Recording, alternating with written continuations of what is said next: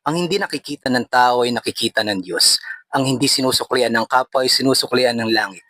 So, hi mga kuya at ate, welcome kayo sa aking page na pangalawang pagkakataon. Mga kuya at ate, ang pahayag na ito ay nagsasalamin sa isang dakilang katotohanan. Hingil sa katarungan ng may kapal. Sa buhay, madalas ay may mga bagay tayong ginagawa ng palihim. Kabutihan man o sakripisyo na hindi napapansin ng ating mga kapwa. Maaring may pagkakataon tayong tumutulong na walang nakakakita, pagpapakumbaba na walang pumapansin o nagbibigay na walang tumutugon. Sa paningin ng tao, tila ba walang saysay o walang halaga ang mga iyon. Ngunit sa larangan ng espiritu, walang anuman ang nakakaligtas sa mata ng Diyos. Ang lahat ng layunin, maging lantad man o lihim, ay nahahayag sa Kanya. Kaya't ang kabutihang hindi kinikilala ng lipunan, ang pagmamahal na hindi nababalik ng ating kapwa, ang pagsusumikap na tila ba binabaliwala ng tao, lahat ng ito itinatala sa langit at ibabalik sa atin sa takdang panahon sa paraang higit pa sa inaasahan natin. Samantala ang tao ay madalas